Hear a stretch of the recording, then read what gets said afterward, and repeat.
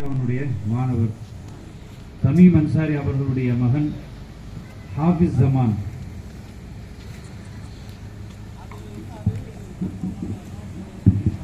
அஸ்ஸலாமு அலைக்கும் வரஹ்மத்துல்லாஹி தஆலா வ பரகாத்துஹு. அஹ்மது வ நஸல்லி அலா ரசூலில் கரீம்.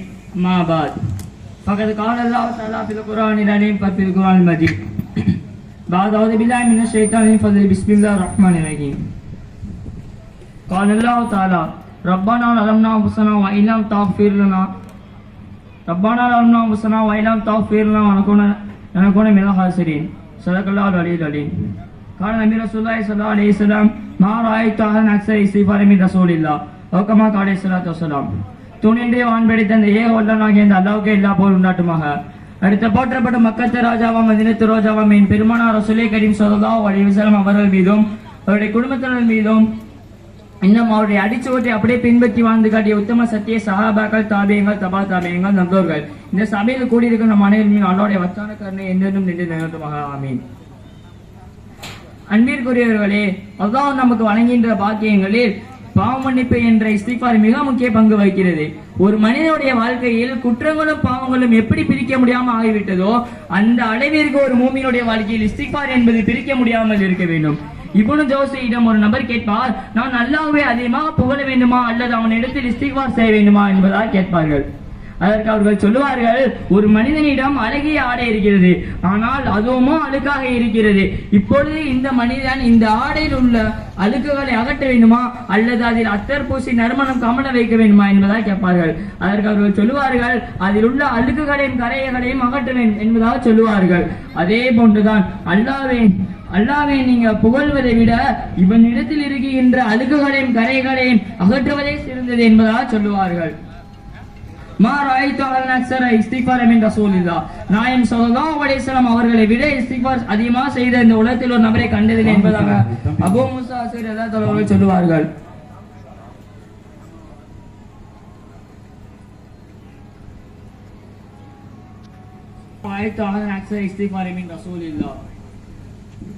நாயம் ஸல்லல்லாஹு அலைஹி வஸல்லம் அவர்களை விட இஸ்திக்பார் செய்த ஒரு நபரை இந்த உலகத்தில் நான் கண்டதில்லை என்பதாக அபூ மூஸா அஸ்ஸரி ரலியல்லாஹு அவர்கள் சொல்லுவார்கள்.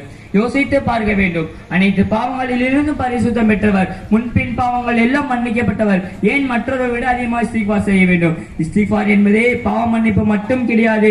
இந்த உலகத்தில் ஒரு மனிதன் வாழ்கின்ற சமயத்தில் அவனுக்கு எவையெல்லாம் தேவையோ அவை அத்தனை பெற்று தருவது இஸ்திக்பார் தான்.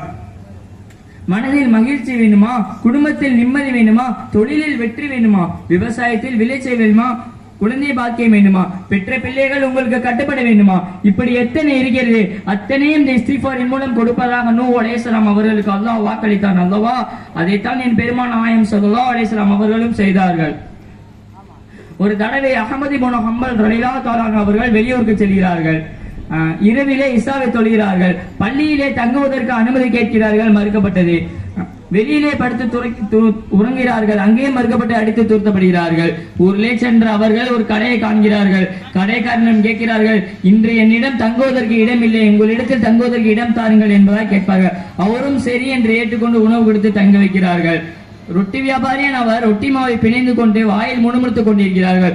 உங்களுடைய வாயிலே முணுமுணுத்துக் கொண்டிருக்கிறீர்களே, என்ன முணுமுணுத்துக் கொண்டிருக்கிறீர்கள் என்பதாக கேட்க, நான் இஸ்திக்பார் செய்து கொண்டிருக்கிறேன் என்பதாக சொல்லுவார்கள். உங்களுடைய இஸ்திக்பாரில் எதை காண்பீர்கள் என்பதாக கேட்க, என்னுடைய இஸ்திக்பாரின் மூலம் என்னுடைய அத்தனை தேவையும் நான் அல்லாஹ்விடத்தில் பெற்றுக்கொள்வேன். ஆனால் உன்னை மட்டும் நான் என்ன பெற்றுக்கொள்ளவில்லை, அது என்னுடைய ஆசையாகவும் லட்சியமாகவும் இருந்து கொண்டிருக்கிறது. அதை பெற்றுக்கொள்வதற்காக வேண்டிதான் என் இஸ்திக்பாரை நான் தொடர்ந்திருக்கிறேன் என்பதாக சொல்லுவார்கள். அது என்ன என்பதாக கேட்க, தற்போதைய காலத்தில் மார்க்க ஞானி மார்க்க மாமேதி அஹ்மது இப்னு ஹம்பல் வாழ்ந்து வருகிறார்கள். அவர்களை நேரில் கண்டு அவர் ஆசை பெற வேண்டும் என்பதுதான் என்னுடைய ஆசையாக இருந்து கொண்டிருக்கிறது என்பதாக சொல்வார்கள். அதை கேட்டவுடன் அவருடைய கண்களில் கண்ணீர் வந்து விடுகிறது. உன்னுடைய இஸ்திக்பார் தான் பள்ளியில் உள்ளே இருந்த எண்ணெய் வெளியில் இழுத்து போட்டு விட்டது என்பதாக சொல்லுவார்கள். மற்றொரு இடத்தில் ஒரு மனிதன் இருந்து விடுகிறான். கபூரிலே வைக்கப்படுகிறது. அவனுக்கான கேள்வி கண்கள் முடிகிறது. அவனுக்கான இடமும் ஒதுக்கப்படுகிறது. ஆனால் ஒவ்வொரு நாளும் அவனுக்கான தரஜாக்களும் அந்தஸ்தைகளும் உயர்ந்து கொண்டிருக்கிறது. மலக்குமார்கள் இடத்தில் கேட்பார்கள், என்ன நடக்கிறது? எனக்கான கேள்வி கணக்குகள் முடிந்து விட்டது, எனக்கான இடமும் ஒதுக்கப்பட்டு விட்டது, ஆனால் ஒவ்வொரு நாளும் ஏன் என்னுடைய தரஜாக்களும் அந்தஸ்தைகளும் உயர்ந்து கொண்டிருக்கிறது என்பதாக கேட்பார்கள். அதற்கு அவர்கள் சொல்லுவார்கள், நீ பெற்றெடுத்த பிள்ளைகள் உனக்காக வேண்டி இஸ்திக்பார் செய்து கொண்டிருக்கிறார்கள், அதன் காரணத்தினால் தான் உன்னுடைய தரஜாக்களும் அந்தஸ்தைகளும் உயர்ந்து கொண்டிருக்கிறது என்பதாக சொல்லுவார்கள்.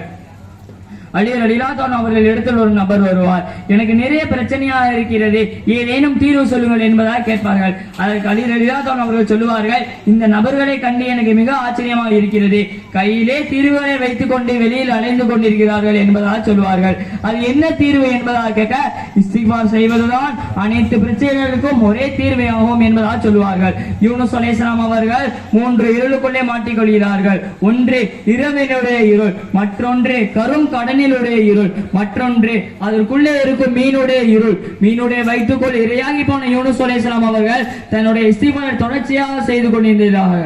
லா இலாஹ இல்லா அன்த சுப்ஹானக இன்னி குன்து மினல் ஸாலிமீன் என்ற இஸ்திக்பாரை தொடர்ச்சியாக செய்தனுடைய விளைவுதான் தனக்கு இரையாக வந்த யூனுஸ் அலைஹிஸ்ஸலாம் அவர்களை வெளியிலே கொண்டு இறக்கிவிட்டு சென்ற செய்தி இஸ்திக்பாரினுடைய மகிமையை உணர்த்துகிறது அல்லவா. இந்தியாவினுடைய ஒரு ஓரத்தில் இறக்கிவிடப்படுகிறார்கள் ஆதம் அலைஹிஸ்ஸலாம். அவருடைய மனைவி ஹவ்வா அலைஹிஸ்ஸலாம் அவர்கள் எங்கேயோ பல மேற்கு அப்பால் ஜித்தாவிலே இறக்கிவிடப்படுகிறார்கள். தனது மனைவியை தேடி அலைகிறார்கள். விஞ்ஞானம் மிக்க இந்த காலத்தில் கூட தேடி பெற்றுக்கொள்ளாத சூழ்நிலையில் தனது இஸ்திக்பாரை தொடர்ச்சியாக செய்து கொண்டிருக்கிறார்கள். ரப்பனா லலம்னா அன்ஃபுஸனா வ இல்லம் தக்ஃபிர் லனா வ தர்ஹம்னா லனகூனன்ன மினல் ஹாசிரீன் என்ற இஸ்திக்பாரை தொடர்ச்சியாக செய்தனுடைய விளைவுதான் தன்னுடைய மனைவியை கரம் பிடித்தார்கள் என்ற செய்தி இஸ்திக்பாருடைய மகிமையை உணர்த்துகிறது அல்லவா. இறுதியாக ஒன்றை சொல்லி என் உரையை முடித்துக் கொள்கிறேன்.